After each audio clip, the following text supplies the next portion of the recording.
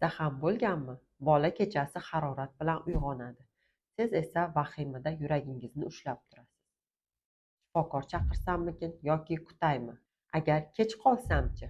Pediatr sifatida shuni ayta olamanki, 7 yil davomida onalar bilan ishlash jarayonimda eng ko'p ko'rgan narsam bu onaning vahimasi. Ya'ni vahima bolaga dorilardan ko'ra kuchliroq ta'sir ko'rsatadi.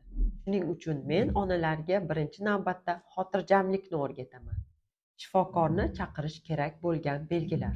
Agar bola nafas olayotganda qiynalayotgan bo'lsa, 3 kundan ortiq harorati tushmasa, suyuqlik ichmayotgan, hushsiz yoki terisida toshmalar paydo bo'lgan bo'lsa, bu darrov shifokorga murojaat qilish belgilaridir.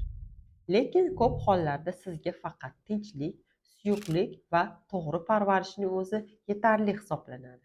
Shu paytda sizga kimdir "Xavotirlanmang, tinchlaning, men sizni yoningizdaman, sizga yordam beraman" desa, ko'nglingiz xotirjam bo'lardi, to'g'rimi? Aynan shuning uchun men onlayn konsultatsiyalar o'tkazaman. Har bir ona o'z holatini to'g'ri baholay olsin. Bolaga ortiqcha dori berilmasin va siz tunda tinch uxlay olasiz. Agar siz ham shunday xotirjamlikni xohlasangiz, izohlarda konsultatsiya so'zini yozib qoldiring va men sizga yordam beraman. Obuna bo'ling, bu videoni yaqinlaringizga jo'natib qo'ying.